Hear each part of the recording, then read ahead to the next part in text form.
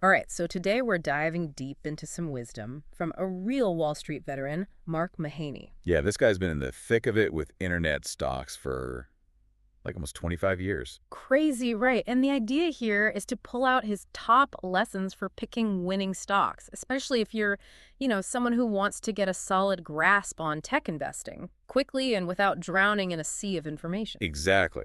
Mahaney's book, Nothing But Net, it's really interesting because it's not just some dry textbook on finance. He actually weaves in these real-world stories from his career. Oh, that's cool. So we get the theory and the actual experience. Exactly. He talks about the big players, the Amazons, the Googles, the Netflixes, but also those cautionary tales, the companies that didn't quite make it, like eBay and Yahoo. So we're getting a super concentrated dose of his wisdom. Love it. So where do we even begin with almost 25 years of experience? Well, Mahaney kicks things off with a lesson that's super important, especially for tech companies. Revenue trumps all. Okay, revenue over everything else. Pretty much. His core argument is that for these tech companies, consistent, high-quality revenue growth, he often talks about 20% or more year over year, that's the absolute most vital thing for long-term success. Profits, while good, they often take a back seat to this need for growth. Interesting. So you're telling me a company could be profitable but still not be a good investment. That's exactly what Mahaney argues, and he uses eBay as a prime example. Think about it. For a decade after 2004, eBay was consistently profitable. You'd think that would equal a pretty awesome stock performance, right? Yeah, totally. Profits usually mean good things for a company's stock. Right. But here's the kicker. eBay's stock price basically went nowhere for those 10 years. It started 2005 at around $24 a share and ended 2014 at almost the exact same price. Wow. So while they were making money, their stock wasn't really growing in value. Not at all. And to make things even more interesting, during that same period, the S&P 500, it jumped up by a solid 71%. And get this, Amazon stock, it skyrocketed by almost 600%. That's a massive difference. So what's the takeaway here? Well, if you connect this back to Mahaney's point, it's about the growth. eBay just didn't maintain that premium revenue growth that the market loves to see. Investors tend to reward those companies that are aggressively expanding their revenue, capturing more market share, really making waves. Okay, that makes sense. And it sounds like this isn't just a one-off example. Mahaney talks about Yahoo too, right? Yeah, Yahoo is another great example. They were the giants of the early internet days. But their stock also took a hit because they couldn't keep up that strong revenue growth, even though they had a head start. So it's really all about consistent growth. But what does that actually tell us about a company? Why is it so important? Mahaney suggests that hitting that 20% or higher revenue growth year after year, it often points to a few key things. It could mean they have a huge potential market. We'll talk about that more later. Or that they're really good at innovating and coming up with new products and services that people actually want. Makes sense. A company that's constantly coming up with new and exciting things is likely to keep growing. Absolutely. And it also suggests they have a solid value proposition, something that makes customers want to keep coming back and spending money. Plus, it often indicates a strong management team that can execute their vision and keep the company moving in the right direction. So we've seen the cautionary tales, but what about a company that really exemplifies this revenue growth principle? Well, Mahaney points to Netflix as a prime example. And this one's really fascinating. Their stock price went through the roof, driven by amazing revenue and subscriber growth.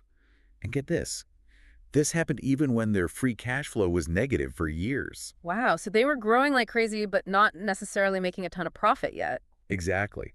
But what's even more compelling is their subscriber growth. It was accelerating almost every year except for a little dip in 2019. And this was all happening while they were raising prices. That's pretty impressive. People were willing to pay more even as the company was still figuring out its profitability. It shows you the power of a really strong value proposition. People love Netflix enough to stick with them even as prices went up. So the bottom line here for investors, when looking at tech stocks, revenue growth is king. Absolutely. Mahaney suggests keeping a close eye on companies that are consistently hitting that 20% or higher revenue growth mark for several quarters in a row. That's a strong signal that they're on the right track. Got it. Revenue growth. Check. So what's the next big lesson from Mahaney? All right, lesson number 2. Don't play quarters. This one tackles that whole temptation of short-term trading based on those quarterly earnings reports. Oh, yeah, that constant back and forth of trying to time the market based on whether a company beats or misses its earnings estimates. It's a tricky game. And Mahaney's pretty straightforward about it. It's risky, especially for individual investors. We often don't have the same real-time data and resources as the big institutional players. Right, we're kind of playing with one hand tied behind our backs. Exactly. What's really insightful is Mahaney's view on the relationship between those short-term stock movements and the actual long-term health of the company. He argues that the volatility we see around those quarterly earnings announcements, it's often way out of proportion to any real change in the company's future prospects. So a stock could plummet just because it missed earnings estimates by a tiny bit, even if the underlying business is still strong. Precisely. The market can be pretty emotional and short-sighted. But did the company's core business model or its long-term potential really change that much in just 3 months? Mahaney suggests it's pretty rare. So all that short-term noise can actually create opportunities for investors who are thinking long-term. He calls them dislocated high quality, or DHQ, stock opportunities. Think of it like this. The market overreacts to some short-term news, and suddenly the stock price of a fundamentally strong company dips. That dip can be a great entry point for those who are patient. Okay, so ignore the short-term drama and focus on the long-term potential. Got it.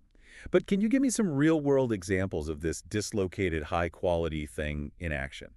Absolutely. Remember when Facebook stock took a hit after they announced they were going to invest more in security and new product development? Vaguely, yeah. Well, in the short term, the market freaked out. They were worried about the impact on profits. Because spending more money usually means less profit in the short term, right? Exactly. But looking back, that investment was actually critical for Facebook's long-term success.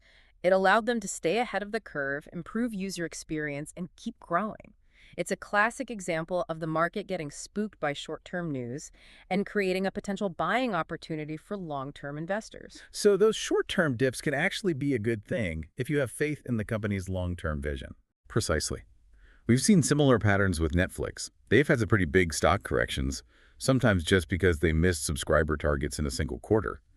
But their overall subscriber growth trend and their long-term strategy, those remained super strong. It makes sense. One quarter doesn't necessarily make or break a company's future. And then there's Google.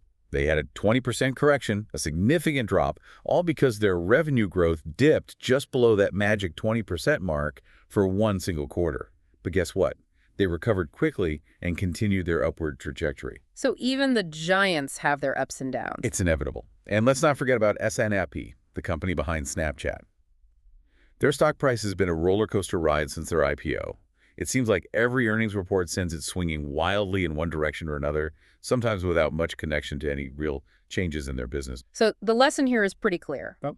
Don't get caught up in the quarterly earnings frenzy. Exactly. Mahaney's advice is to really understand the core drivers of the business you're investing in and try to ignore all that short-term noise that comes with quarterly results. Easier said than done, I know. It's definitely tempting to try and ride those short-term waves, but it sounds like patience and a long-term perspective are key here. Absolutely. Focus on the fundamentals, on the long-term potential, and you'll be much better off in the long run.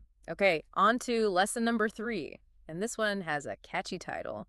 It don't mean a thing if it ain't got that product swing. I love it.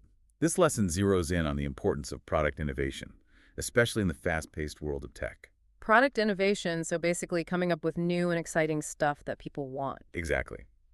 Mahaney's point is that to achieve lasting growth and strong stock performance in the tech sector, you absolutely need to be able to constantly innovate. Companies that sit back and rest on their laurels, they often find themselves struggling to keep up with the competition. So it's not enough to just have a great product today. You need to keep pushing the boundaries and coming up with the next big thing. Exactly. And Mahaney uses some great examples to illustrate this point.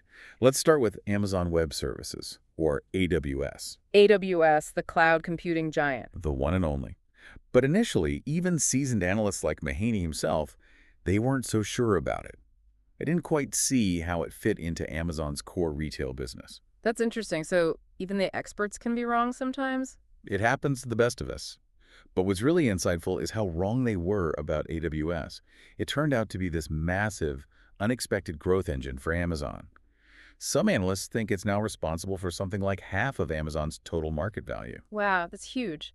So what was so innovative about AWS? It was all about providing reliable, scalable, and cost-effective cloud computing infrastructure. Basically, giving businesses of all sizes access to powerful computing resources without having to invest heavily in their own hardware and data centers. Ah, so it was a game changer for businesses. Absolutely. And then there's the story of Netflix and their move into streaming. Remember, they started as a DVD rental service, mailing those little red envelopes all over the country. Yeah, those were the days, waiting for your DVD to arrive in the mail. So nostalgic, right? But their transition to streaming, even with a few bumps in the road like the whole Quickster thing, it was a truly transformative product innovation. The Quickster thing, remind me what that was again? Oh, it was this brief and rather disastrous attempt by Netflix to split their DVD rental and streaming services into two separate companies. It didn't go well. Yeah, I vaguely remember the internet collectively losing its mind over that. For good reason. It was a misstep. Yeah. But despite that, the overall move to streaming, it completely revolutionized how we consume entertainment. And it was a key driver of Netflix's meteoric rise. So they adapted, learned from their mistakes, and ultimately came out on top. Exactly. And it's not just the big tech companies that need to constantly innovate. Mahaney points to a company called Stitch Fix, which is known for its personalized clothing subscription service. Their continuous success with new product innovations has been directly linked to their strong financial performance and stock price. So innovation is crucial for companies of all sizes, not just the giants. Absolutely. And even Spotify gets a shout out for their big investment in podcasts. You might think, well, that's just a natural extension of what they already do with music. But it was a strategic move that diversified their revenue streams and could potentially lead to higher profits and even more value for their users. So it's not just about coming up with something new. It's about coming up with something new that makes strategic sense for the business. Precisely. And on the flip side, Mahaney suggests that Twitter's struggles with product innovation might be part of the reason their stock hasn't performed as well as some had hoped. Without a steady stream of those compelling new features and experiences, they've arguably fallen behind some of their more innovative competitors. So how can investors identify companies that are truly innovating and likely to succeed in the long run? Mahaney offers a few clues.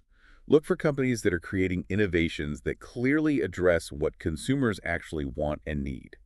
Another good sign is when you see competitors scrambling to copy a company's new features. And finally, pay attention to the management team. Do they have a track record of consistently bringing successful innovations to market? So a combination of customer centricity, competitive advantage, and strong leadership. Got it. What's the final key lesson from Mahaney? All right, lesson number 4. TAMs, the bigger the better. TAM stands for Total Addressable Market, and it's a crucial concept for understanding a company's growth potential. Okay, break that down for me. What exactly is a TAM? Think of it as the total revenue opportunity that's available to a company if they could somehow capture 100% of their relevant market. You'll often see companies highlighting their TAM in presentations to investors, showing just how big their potential playground is. So the bigger the TAM, the more room there is to grow, right? Exactly. And Mahaney uses Google as an example of a company with a particularly unique and massive TAM.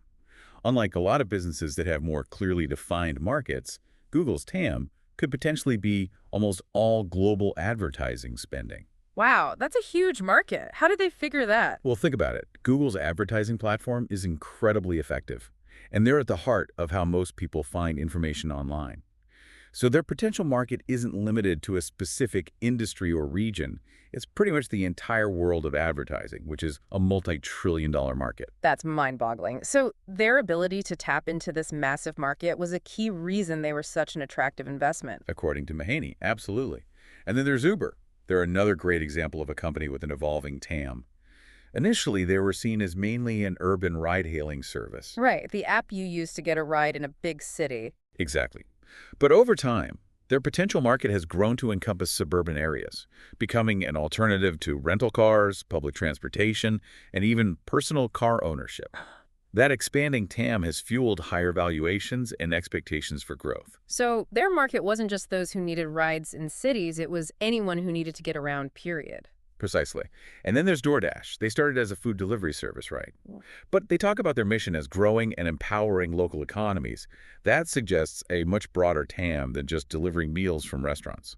So they're thinking beyond just food delivery. What else could they be doing? They could expand into delivering groceries, retail goods, you name it.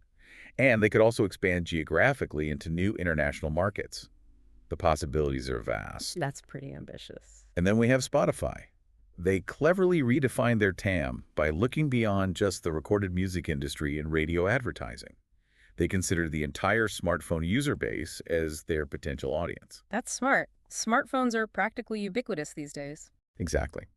This move significantly expanded their perceived market opportunity, suggesting a much larger potential for long-term user growth than they might have initially anticipated. So it's not just about the size of the TAM, it's also about how companies think about and define their market. Absolutely. And when you combine a large TAM with a small market share, that can be a particularly exciting combination for investors. Okay, I'm seeing the pattern here. Find companies with a small slice of a very big pie, and there's a lot of potential for them to grow their slice. You got it. That's precisely what Mahaney suggests looking for. Yeah. Those companies with a single-digit market share and a massive TAM, they have a huge runway for growth. All right, so to wrap up our deep dive into Mark Mahaney's wisdom, when it comes to tech stocks, revenue growth reigns supreme. Ignore the short-term noise of quarterly earnings and focus on the long game. Product innovation is the lifeblood of sustained success, and the bigger the potential market, the better. Absolutely. Hopefully this deep dive has given you a solid framework for evaluating tech investment opportunities. We've aimed to provide you with knowledge that's both easily digestible and comprehensive, striking that balance between learning quickly and learning thoroughly. Exactly. We don't want you to feel overwhelmed, but we do want you to walk away with a better understanding of what to look for when considering tech stocks. And to leave you with a final thought. Given how quickly technology evolves and how we've seen companies completely redefine their markets, what seemingly niche or currently uninteresting sectors might hold the next unexpectedly large TAMs? What trends are converging that could create entirely new opportunities that we haven't even fully recognized yet? That's something to ponder. It's a great question, and it's a reminder that the world of tech is constantly evolving. It's never too late to learn, adapt, and maybe even discover the next big thing. Well said. Thanks for joining us on this deep dive. Until next time. See you then.